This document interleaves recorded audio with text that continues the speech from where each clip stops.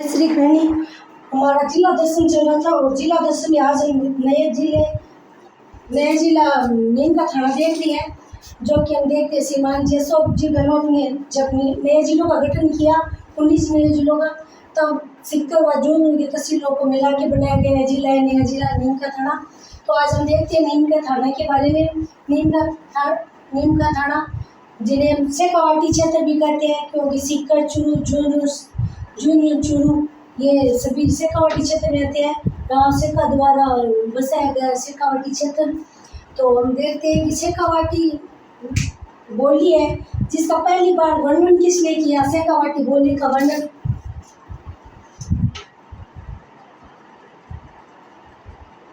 शेखावाटी बोली का वर्णन, तो शेखावाटी बोली का वर्णन पहली बार किसने किया?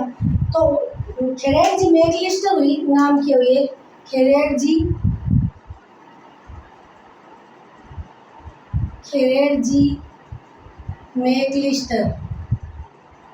मैकलिस्टर।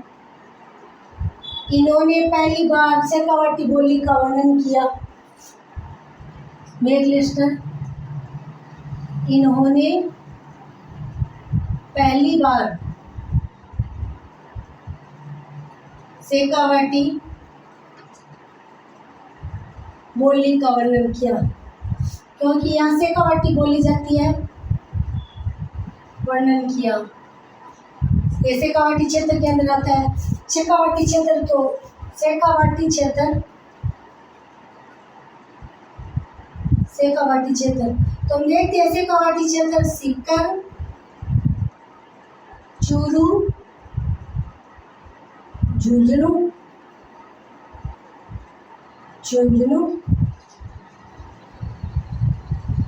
सिक्कर चूरू झुंझुनू है नीम का थाना। अब नया थाना नीम का थाना आ गया। फिर साथ में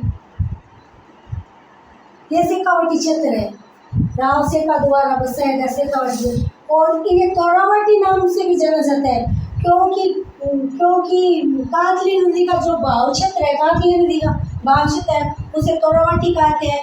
तो यहाँ कांतली नदी बहती है, इसी भाव के क्षेत्र के कारण इसे तोरावाटी क्षेत्र भी कहा जाता है। तोरावाटी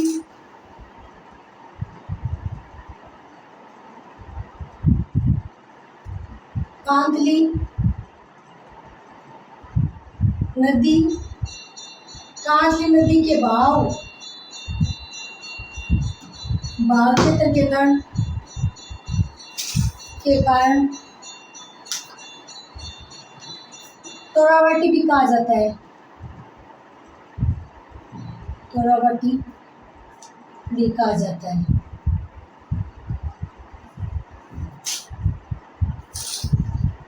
तोरावाटी भी कहा जाता है।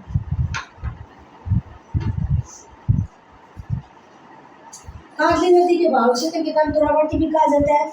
और यहाँ साथी रसोट दो नदियाँ मिलती है, जो कि और पुतली भैरोट की तरफ जाती है। ये दो नदी बहती है। फिर हम देखते हैं गणेश सभ्यता, और इसे बांगड़ क्षेत्र भी कहा जाता है। बांगड़ क्षेत्र, बांगड़ ऊपर बिंदी है, क्योंकि बांगड़ तो वो क्षेत्र आ जाता है। बांगड़ क्षेत्र भी कहा जाता है।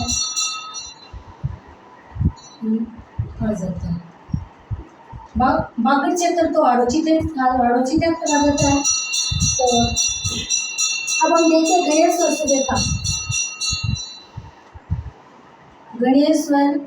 सभ्यता, और इसे ताम्रवर्ती सभ्यताओं की जननी कहा जाता है। इन्हें ताम्रवर्ती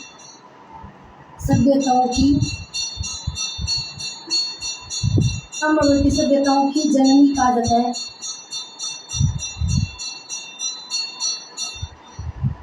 ताम्रवर्ती सभ्यताओं की जननी गणेश्वर सभ्यता को कहा जाता है, जो कि नीम के थाने में आ गई। नीम का थाना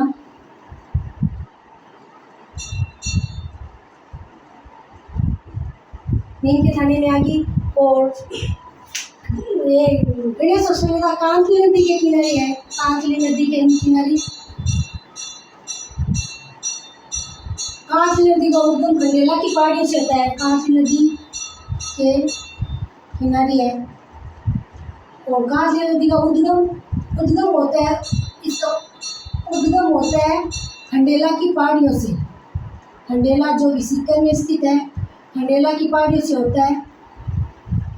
खंडेला की पहाड़ियों से इसका उद्गम होता है कांसी नदी का। खंडेला की पहाड़ियों से इसका उद्गम होता है कांसी नदी का। और इसके खोजकर्ता है रतन चंद अग्रवाल।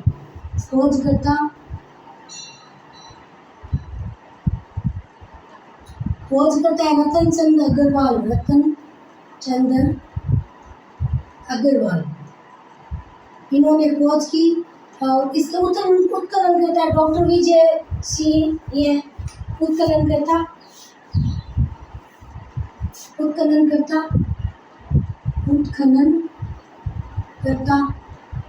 डॉक्टर विजय कुमार। और इन्होंने पुरातत्व का पुस्तक का है गणेश सभ्यता को। इन्होंने डॉक्टर विजय कुमार ने पुरातत्व का पुस्तक का है। पुरातत्व का पुस्तक डॉक्टर विजय कुमार ने का है, क्योंकि इन्होंने इसकी उत्खनन की। और उत्खनन कहा जाता है जिसे 1974 में बताता है। और ये 2800 ईसा पूर्व की है। इसका खोज 2800 ईसा पूर्व में हुआ। तभी इसे सभ्यताओं की जननी कहा जाता है सर्वप्रथम। और यहाँ हड़प्पा व मोहनजोदड़ो से यहाँ से तांबे का मतलब आदान प्रदान होता था। ये ताम्रवर्ती नदी 99% तांबा है यहाँ। 99% तांबा है यहाँ। और पत्थर के बांध है यही। और मछली पकड़ने का कांटा भी मिला। पत्थर के मकान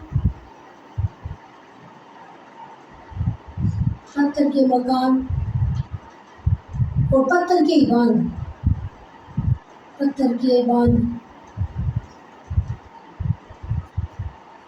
और मछली पकड़ने का कांटा।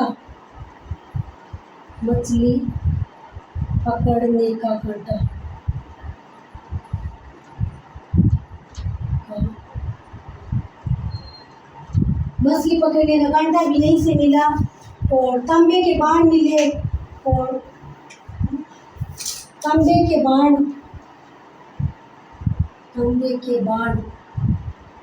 मर्द बाण ये मिले। और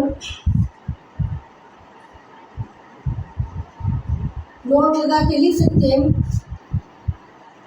नोट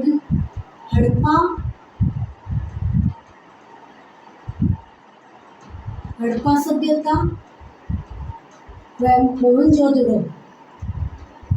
मोहनजोदड़ो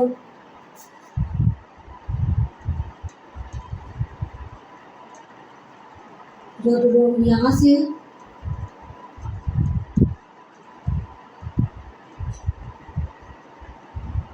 ताम्र उत्पादन, यहाँ से तांबे का लेन देन होता था।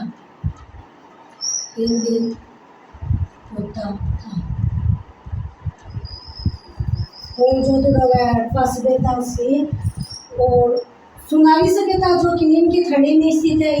यानी दोनों सभ्यता यहाँ नीम के थड़े में आ चुकी है। जो झुंझुनू में थे, सुनारी सभ्यता झुंझुनू में थी, ये यहाँ आ चुकी है नीम के थड़े में सुनारी सभ्यता। क्योंकि वे सुनारी सभ्यता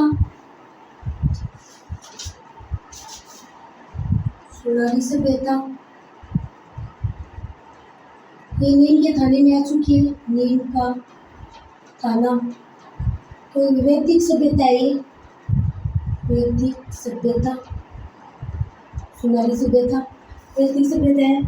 और यहाँ प्राचीन लोहा गलन यानी लोहे गलाने की भट्टियाँ मिली, यानी ये लोहे युगीन सभ्यता है।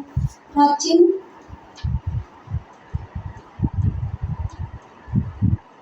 लोहे गलाने की भट्टियाँ मिली,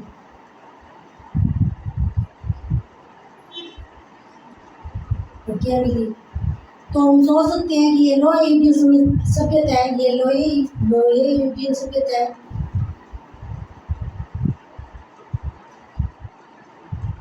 लोहे युगीन सभ्यता है। और यहाँ के लोग खाने में, यानी खाने के अंदर चावल का उपयोग करते थे।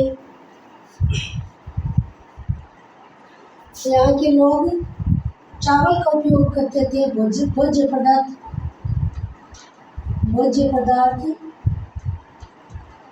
चावल था इनका,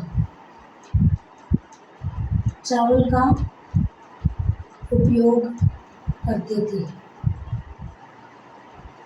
यानी ये गेहूं से परिचित नहीं थे, ये चावल का उपयोग करते थे खाने में। और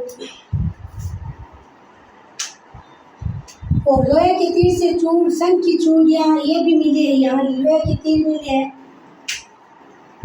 लोहे के तीर भी मिले हैं, लोहे के तीर मिले, लोहे के तीर मिले यहाँ। और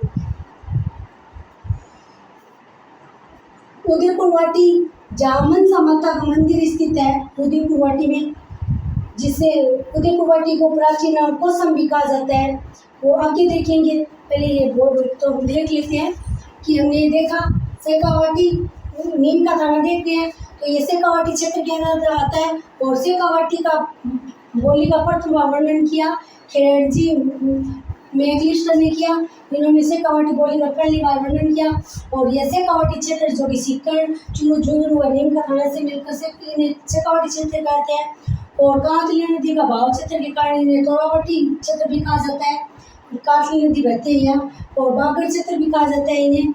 और गणेश्वर सभ्यता, यहाँ दो सभ्यता है, गणेश्वर वह सोनारी सभ्यता।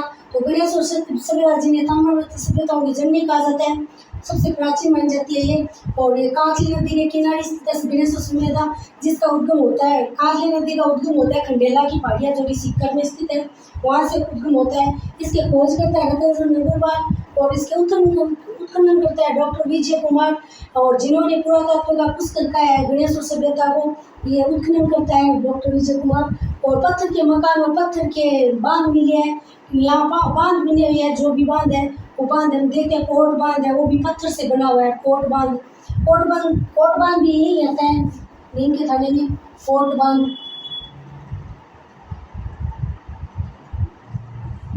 ये जो लोहागढ़ की परिक्रमा आती है, परिक्रमा के बीच में आता है कोट बांध।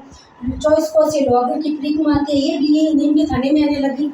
जो जिले में आती थी लोहागढ़ की पहाड़ियाँ भी यही स्थित है, जिन्हें मालखेत की पहाड़ियाँ है, मालखेत की पहाड़ियाँ बोलते हैं वो। और उत्खनन करता विजय कुमार है, जिन्हें पुरातत्व पुस्तक कहते हैं। और इसकी खोज हुई 2800 ईसा पूर्व हुई, इसकी खोज 2800 ईसा पूर्व है। और पत्थर के मकान और पत्थर के मछली पकड़ने का कांटा मिला है यहाँ। और तांबे का बाण मिला है, मर्द बाण मिले हैं, यानी ये मोस्ट इम्पोर्टेंट है, मछली पकड़ने का कांटा मिला है। और तांबे का बाण, मर्द बाण, यही है सवाल पत्थर के मकान। और नोट लगा के मैंने लिख दिया हड़प्पा व मोहनजोदड़ो के यहाँ यानी तांबे का लेन देन करते थे यहाँ से। और सुनारी सभ्यता जो कि नीम के थाने में पहले जो में आती थी, सुनारी सभ्यता ये वैदिक सभ्यता है। और वैदिक सभ्यता और प्राचीन लोहे गलाने की भट्टी मिली है, यानी सुनारी सभ्यता लोहे युगीन है। गणेश्वर सभ्यता ताम्र युगीन है, ये लोहे युगीन है सुनारी सभ्यता। और इसकी नदी का कोई वर्णन नहीं मिलता है, नदी का वर्णन किस नदी के किनारे है ये पूरा वर्णन नहीं मिला कोई को। तो ये यहाँ प्राचीन लोहे गलाने की भट्टियाँ मिली और लोहे सभ्यता है। और यानी कि यहाँ के लोगों का भोजन था चावल का भोजन, यानी खाद्य पदार्थ में ये चावल का उपयोग लेते थे। ये लोहे सभ्यता है। तो आप स्क्रीनशॉट ले सकते हैं, मैं टाइम दे सकती हूँ, स्क्रीनशॉट लीजिए आप इसका। फिर हम आगे वाला चैप्टर देखते हैं, आगे देखेंगे इसके। हमारा नया जिला, जहाँ हम देखते हैं कमला जी बेनीवाल, ये नीम के थाने से आते हैं। नौतर लाल जोशी जो कि हमारे प्रथम विधानसभा में आए थे, वही नीम के थे। और कृपाल से शेखावत, वो भी नीम के थाने से आते हैं। ये सभी नीम के थाने से आते हैं। रामनारायण चौधरी जिनकी पत्नी थी, ये सभी यहीं से आते हैं।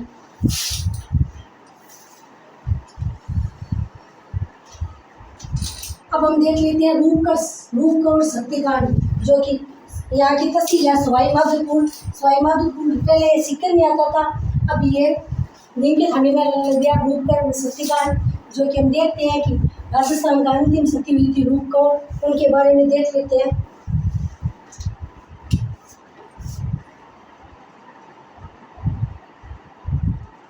रूपगढ़ सत्याकांड जो कि 4 सितंबर 1987 को हुई थी सती। 4 सितंबर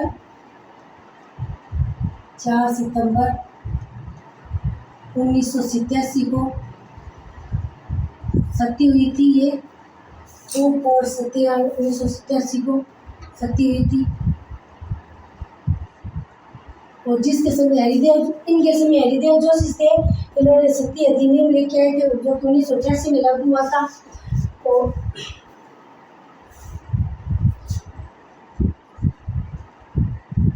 ये सती हुई थी, ये माल से शेखावत की पत्नी थी, यानी इनके पति का नाम था माल से शेखावत।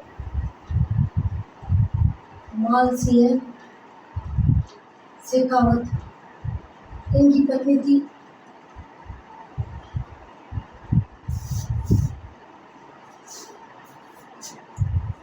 सती प्रथा रोक अधिनियम आया था। सती प्रथा रोक अधिनियम, सती प्रथा रोक अधिनियम, ये सती प्रथा रोक अधिनियम उस समय तत्कालीन मुख्यमंत्री थे हरिदेव जोशी, इन्होंने लेके सती प्रथा रोक अधिनियम। ये 1988 में लागू हुआ, आया तो 87 में, लागू 1988 में। सती 3 जनवरी 1988 को लागू हुआ। पूरी डेट लिख देते हैं, 3 जनवरी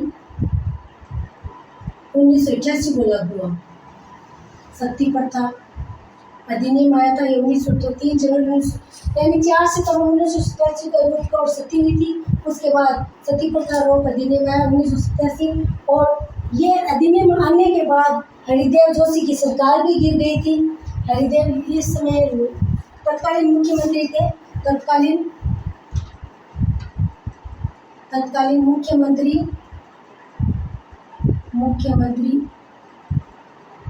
हरिदेव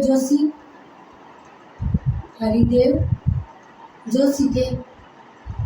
और ये अधिनियम लाने के बाद इनकी सरकार भी गिर गई थी।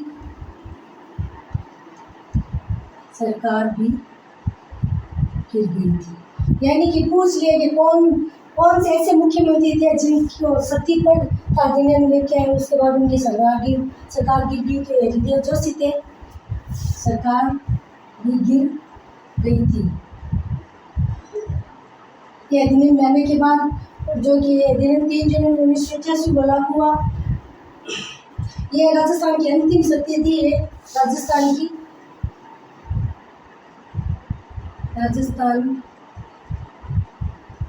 अंतिम सती जो कि श्री माधोपुर तहसील पड़ती है, वही है श्री माधोपुर। पहले ये सीकर में आता था, अब ये नीम का थाना में आता है। श्री माधोपुर में अंतिम सती हुई, राजस्थान की अंतिम सती है ये। दिवराला गांव है, दिवराला श्री माधोपुर, यानी गांव का नाम पूछे तो दिवराला है इसका गांव का नाम, जो कि श्री माधोपुर में है। ये राजस्थान की अंतिम सती थी। माल से शेखावत की पत्नी थी, ये माल से शेखावत की पत्नी थी। और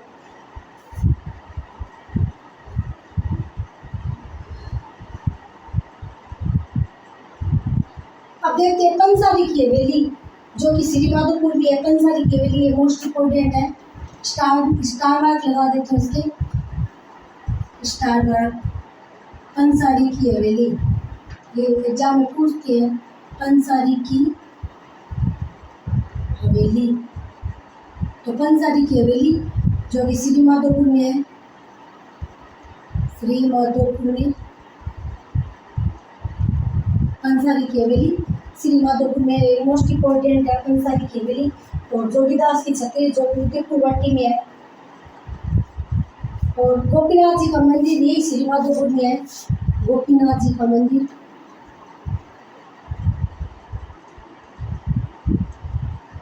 गोपीनाथ जी का मंदिर ये श्री माधोपुर में है।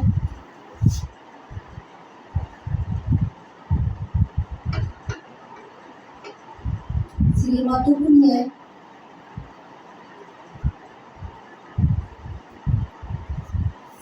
जोगीदास की छतरी जो कि उदयपुर वाटी में है, उदयपुर वाटी इनके खड़े में आता है। जोगीदास की छतरी ये मोस्ट इम्पोर्टेंट है।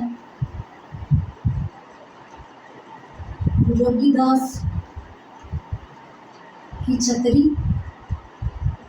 जोगीदास की छतरी है उदयपुर वाटी में, उदयपुर वाटी, उदयपुर वाटी, उदयपुर वाटी है वाघा परिक्रमा के अंदर बीच में आता है। उदयपुर वाटी शेखावाटी क्षेत्र का हिस्सा है, उदयपुर वाटी में। और और सती देख लिया 4 सितंबर से। और बम्बई की चोटियाँ जो कि ये भी बम्बई खेतड़ी में पड़ता है, या खेतड़ी तहसील है वही पड़ता है। बम्बई की चोटियाँ, बम्बई की चोटियाँ, बम्बई की चोटियाँ ये खेतड़ी में, बम्बई की चोटियाँ खेतड़ी में स्थित है। और सुंदरदास जी महाराज का मेला लगता है जहाँ यहाँ खेतड़ी में सुंदरदास जी महाराज का मेला लगता है। खेतड़ी में सुंदरदास जी महाराज का मेला लगता है, महाराज का मेला लगता है खेतड़ी में।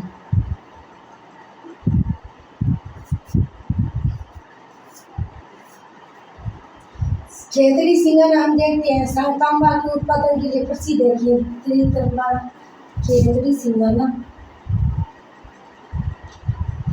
खेतड़ी सिंगाना जो कि तांबे के लिए, तांबे उत्पादन के लिए प्रसिद्ध है।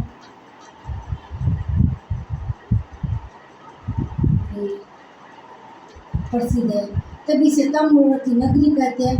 ताम्रवर्ती सभ्यताओं की जननी तो बड़े से सभ्यताओं कहते हैं।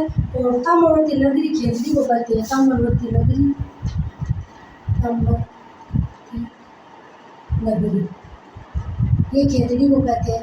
ताम्रवर्ती नगरी खेतड़ी को बोलते हैं। और खेतड़ी में अजीत सागर बांध बना हुआ है, अजीत सागर बांध।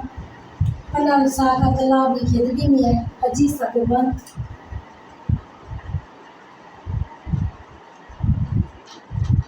अजीत सागर बांध ये भी खेतड़ी में है। और पन्ना शाह का तालाब,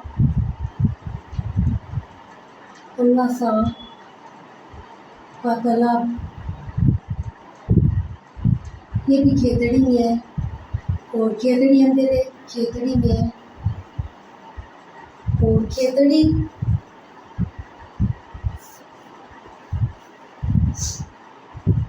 हम देखते हैं खेतड़ी में स्वामी विवेकानंद आए थे। जब 1893 में धर्म शिकागो में सम्मेलन में जा रहे थे तो यहाँ खेतड़ी में आए थे। उनके नाम तो नरेंद्र दत्त था, लेकिन उन खेतड़ी के महाराजा थे अजीत सिंह जिन्होंने उनको विवेकानंद की उपाधि दी। और उन्होंने ही भगवा वेश धारण करवाया उनको, नरेंद्र दत्त को। और खेतड़ी महल स्थित है।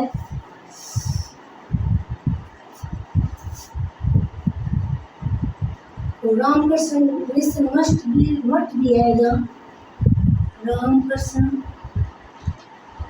मिशन मठ ये खेतड़ी में है। और स्वामी विवेकानंद यहाँ आए थे। स्वामी विवेकानंद यहाँ आए थे, जिनका नाम है नरेंद्र दत्त। विवेकानंद की उपाधि महाराजा अजीत सिंह ने दी। विवेकानंद की उपाधि दी महाराजा, यहाँ के महाराजा थे अजीत सिंह, महाराजा अजीत सिंह ने दी विवेकानंद की उपाधि। ये धर्म सम्मेलन शिकागो धर्म सम्मेलन में जा रहे थे, उनसे पहले थे शिकागो धर्म सम्मेलन से पहले। और शिकागो धर्म सम्मेलन 1813 आए थे। तब महाराजा अजीत सिंह ने इनको विवेकानंद की उपाधि दी। तो मोतीलाल नेहरू की प्रारंभिक शिक्षा भी खेतड़ी से हुई। मोतीलाल नेहरू की नोट लगा के लिख देते हैं। मोतीलाल नेहरू, इनकी प्रारंभिक शिक्षा यही खेतड़ी में हुई। प्रारंभिक शिक्षा खेतड़ी से हुई इनकी प्रारंभिक शिक्षा। और यहाँ खेतड़ी बलिया इनका रिजर्व भी स्थित है। यहाँ खेतड़ी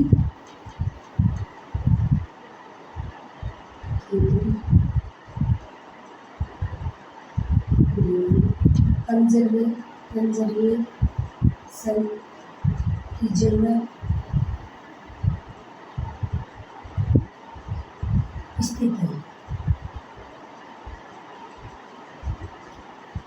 तो खेतड़ी हमारा हो गया। अब मेड़ों का आंदोलन देख लेते हैं, ये मिटाना पड़ेगा।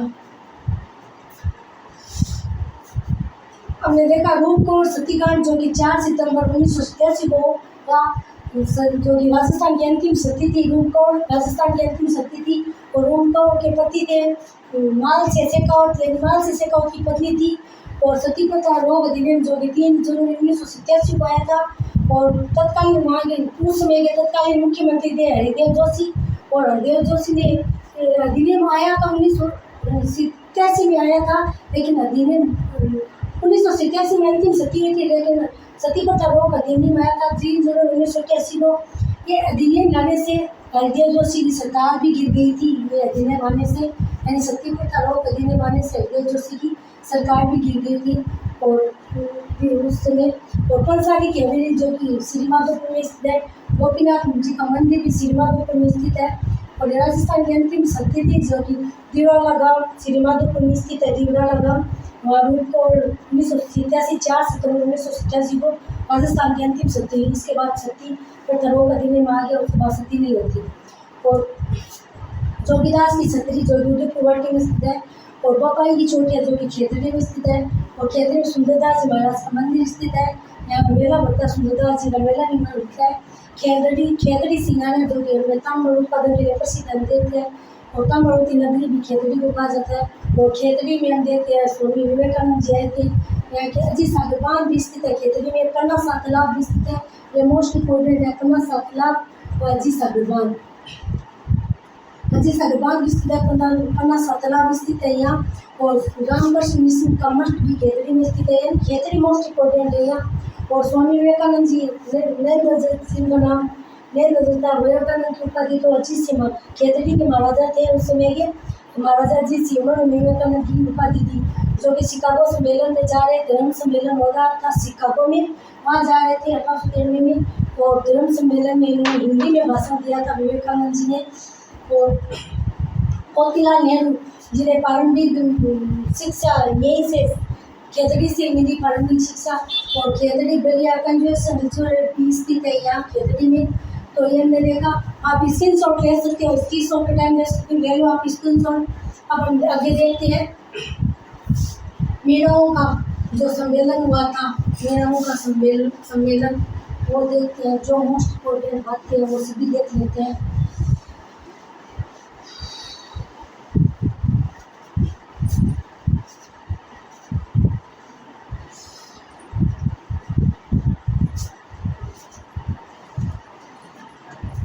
मीणाओं का विशाल सम्मेलन हुआ था जो 1944 में हुआ था। ये नीम के थाने में है मीणाओं का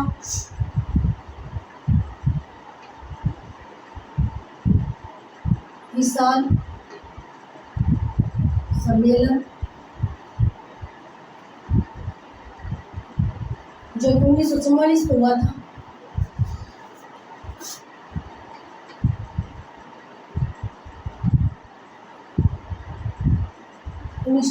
हुआ था। ये नीम के थाना में है। नीम का थाना ये हुआ था मीणाओं का सम्मेलन और अंतिम के अध्यक्ष थे पंडित बंशीधर शर्मा। अध्यक्ष थे अध्यक्ष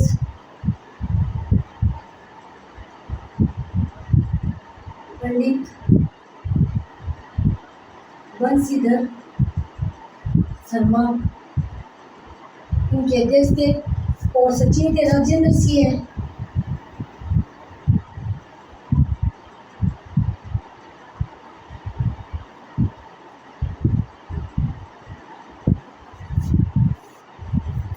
अन्य थे लक्ष्मी नारायण।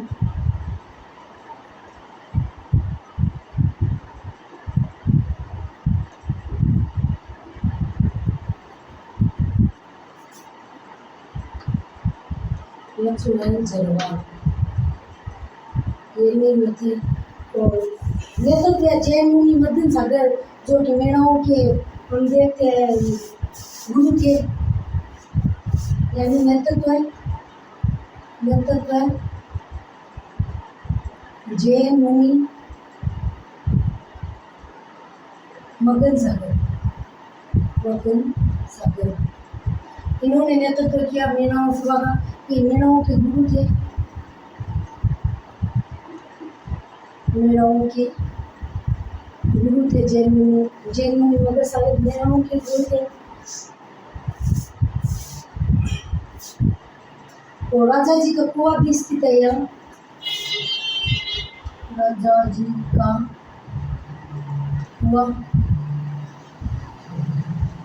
का कुआं भी यही स्थित है नीम के थाने में।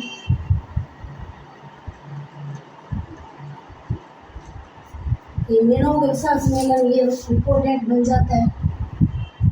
1944 में मीणाओं का विशाल सम्मेलन इम्पोर्टेंट पॉइंट है ये।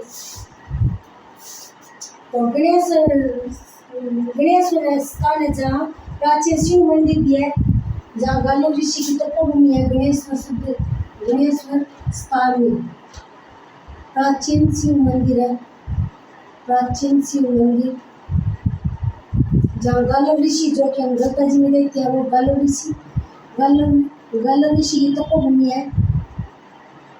ऋषि की तपोभूमि ये गणेश और खेतड़ी महल जो कि झुंझुनू में है। खेतड़ी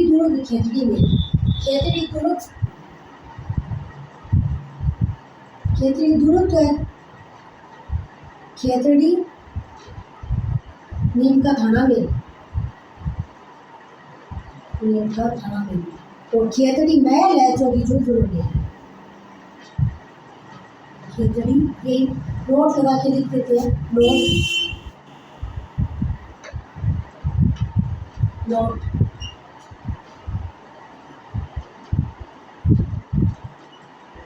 खेतड़ी महल ये झुंझुनू में है।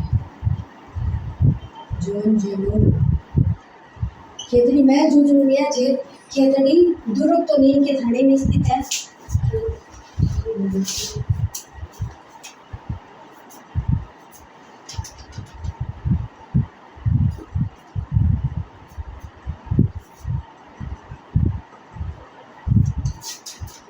और हम देखे बोरी गांव है जहाँ सौर ऊर्जा का उपकरण भी लगा हुआ है। बोरी गांव मोस्ट इम्पोर्टेंट। बोरी गांव से बहुत कुछ मिले।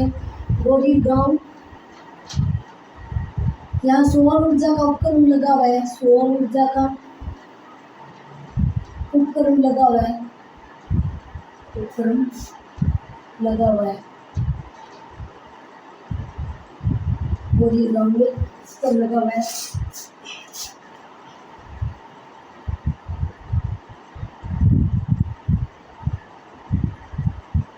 और यहाँ के सीकर के शासक थे कल्याण सिंह, जनता को पीड़ित किया तो वहाँ किसानों के लिए जो तरुण राजस्थान समाचार पत्र है वो समाचार पत्र का प्रकाशन किया।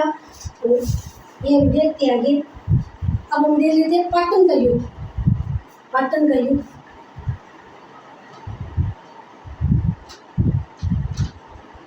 पाटन का युद्ध, पाटन का युद्ध नीम का थाना में है,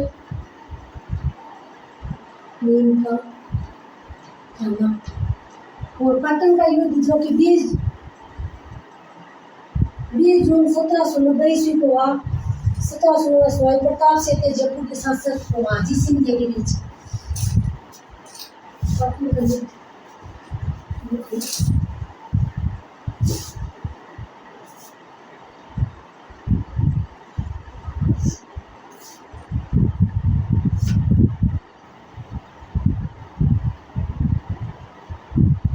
पाटन का युद्ध, पाटन का युद्ध हुआ 20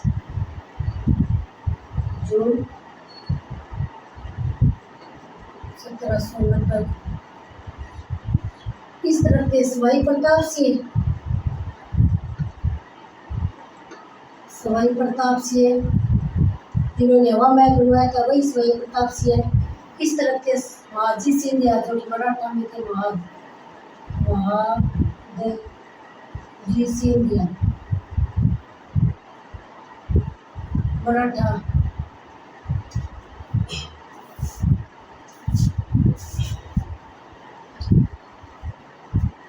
उनके सेनापति थे अफगान थे, सेनापति अफगान थे।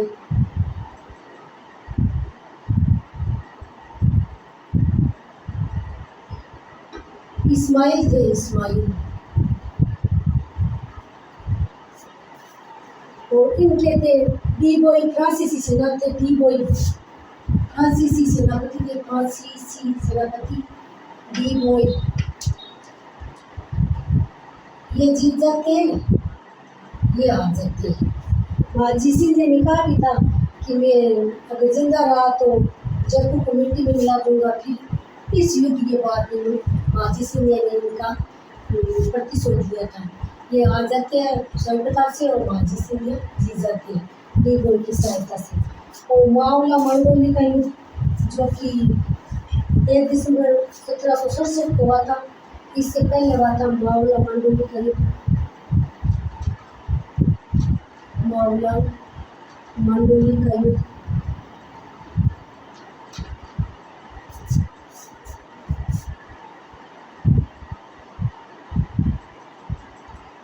एक दिसंबर 1767 को हुआ था मावला मंडोली का युद्ध। इस तरफ के माधोसी फर्स्ट, वही माधोसी फर्स्ट जिन्होंने शीतला माता मंदिर का निर्माण किया, वही माधोसी फर्स्ट। इस तरफ के माधोसी फर्स्ट और इस तरफ के भरतपुर के जवाहर सिंह, भरतपुर के जवाहर सिंह। इनके बीच हुआ था। माधोसी फर्स्ट जयपुर के थे और माधोसी के सेनापति थे दलपत दलेल सिंह थे। इनके सेनापति दलेल सिंह, दलेल सिंह। और जवाहर सिंह हार जाते हैं और माधोसी जीत जाते हैं। मावला का युद्ध, माधोसी जीतते हैं मावला का युद्ध। अब देखते हैं झुंझार बाबा। झुंझार बाबा देख लेते हैं, जिनका जन्म इंगोवा गांव में हुआ था। झुंझार बाबा, झुंझार बाबा, उनका जन्म इंगोवा गांव में हुआ।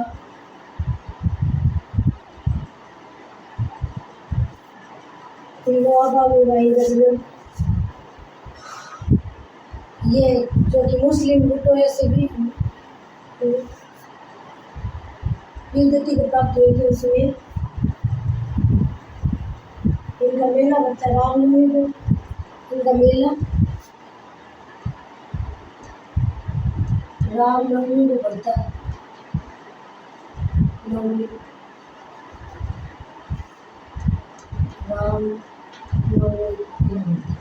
मेला रामनवमी को पड़ता है। जो कि मोस्टली मैं से आकर कर सकता हूँ इससे भी देखते रुका प्रीति गुंजार जी और इनके बने इतना बुलंद हुआ है। 3 भाइयों की मूर्ति बनी हुई है इनके मंदिर गुंजार जी के मंदिर में। दुल्हा दुल्हन और 3 भाइयों की प्रतिमा है, प्रतिमा लगी हुई है, इनके मंदिर में जुंजार जी। हम देखते 1857 की क्रांति में इन्होंने अहम भूमिका निभाई थी। जुंजार बाबा ने नवा गाँव में पाटोदा में स्थित है, नवा गाँव पाटोदा में स्थित है। तो अब हम कृपाल से सिक्का देख लेते हैं। तो पहले से मीणाओं का विशाल सम्मेलन जो 1944 में वहाँ नीम के थाने में हुआ, इनका अध्यक्ष पंडित बंसीधर शर्मा है, इनके सचिव राजेंद्र सिंह है, अन्य लक्ष्मीनारायण झारवाल को नेतृत्व किया। जैन मुनि मकर सागर ने जो मीणाओं के गुरु थे और राजा जी का कुआं नीम के थाने में स्थित है। गणेश्वर स्थान पे प्राचीन शिव मंदिर है जहाँ गालव ऋषि की तपोभूमि है। गालव ऋषि जिन्होंने गंगा जी बसाया था वही गालव ऋषि। और खेतड़ी दुर्ग जो कि खेतड़ी नीम के थाने में है और खेतड़ी महल नोट लगाने में नया लिखा है। खेतड़ी महल जो झुंझुनू में स्थित है, कंफ्यूज ना होगा, खेतड़ी दुर्ग का नीम के थाने में और खेतड़ी महल है झुंझुनू में। और गोरी गाँव जो कि सोनचर ऊपर केंद्र में हुआ है। और बावला मंडोली का युद्ध जो कि 1 दिसंबर 1767 इस महत्व फर्स्ट में भरतपुर के जवाहर सिंह के बीच हुआ और महत्व फर्स्ट पीछे हुए और महत्व फर्स्ट के सेनापति के दलेर सिंह है, उनकी सहायता से विजय हुए थे। और पाटन का युद्ध, ये पाटन जुंजार बाबा का गाँव है, ये पाटन का युद्ध जो 20 जून 1790 को हुआ। सवाई प्रताप सिंह वही जो जिन्होंने हवा महल का निर्माण कराया था, वही सवाई प्रताप सिंह। इनके सेनापति के अवतार थे इस्माइल और माजी सिंह इनकी सेनापति के पास की गई और माजी सिंह ने विजय हुए और प्रताप सिंह हार गए थे युद्ध में। डी की सहायता से माजी सिंह जी विजय हुए थे।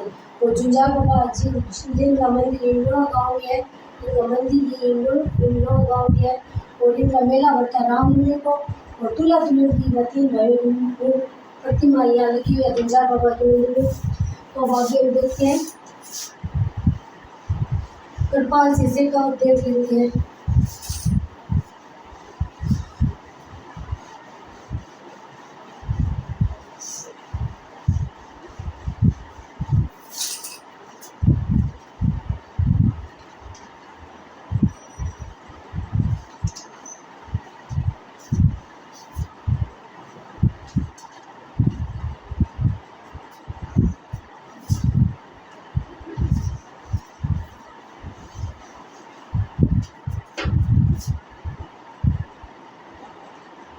कृपाल सिंह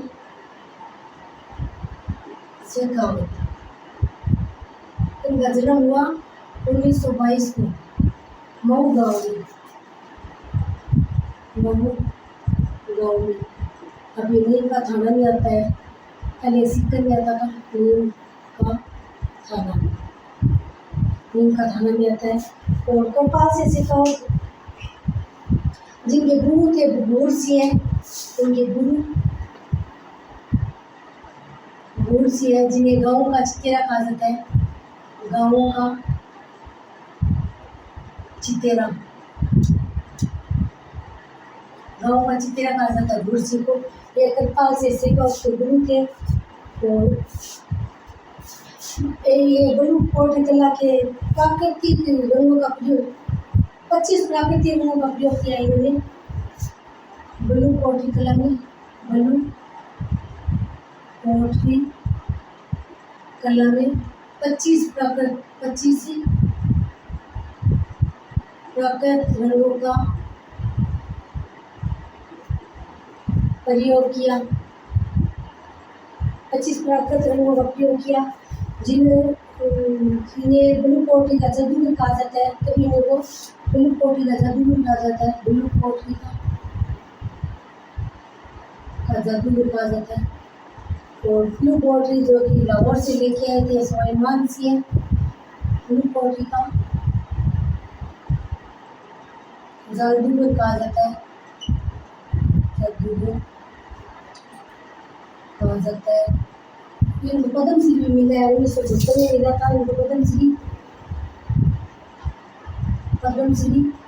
1974 को मिला, 1974 में इनको पद्मश्री मिला था गोपाल शशि को।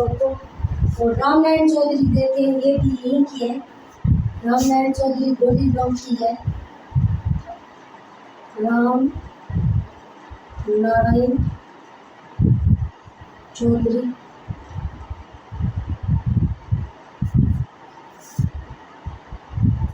रामनारायण चौधरी जिन्होंने राजस्थान सेवा संघ की स्थापना की।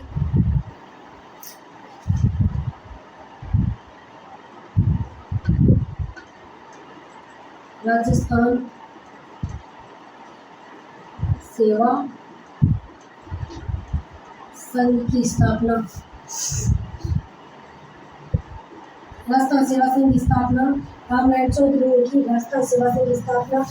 और 2 फरवरी 1921 को बेरुपुर मेनार में इन्होंने किसान यानी बेंगू किसान आंदोलन की शुरुआत की थी 2 फरवरी 1921 को।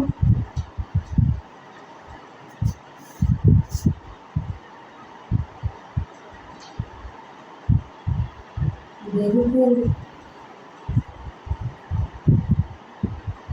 मेनार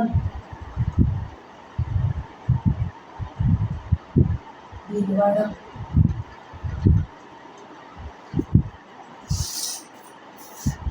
बेंगू किसान आंदोलन की शुरुआत की।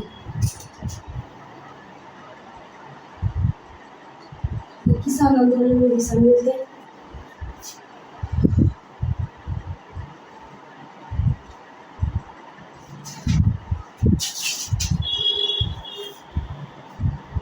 और इनकी रामनारायण चौधरी की पत्नी थी जिन्होंने महिलाओं का नेतृत्व किया बेंगू किसान आंदोलन में, महिलाओं का बेंगू किसान आंदोलन में, बूंदी किसान आंदोलन, बूंदी किसान आंदोलन में महिलाओं का नेतृत्व किया, महिलाओं का नेतृत्व किया किशोरी देवी ने, किशोरी देवी ने। और ये राजस्थान की प्रथम गिरफ्तार होने वाली, राजस्थान की प्रथम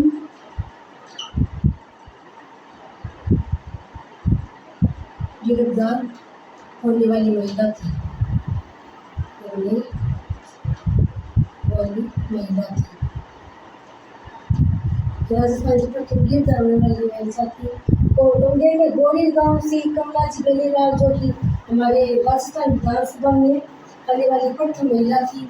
और राजस्थान की प्रथम मुख्य 2009 में ये राजस्थान की प्रथम मुख्यमंत्री उप मुख्यमंत्री बनी थी कमला बेनीवाल।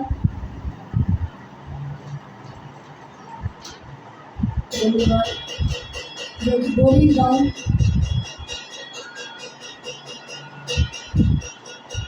से थी। ये राजस्थान की प्रथम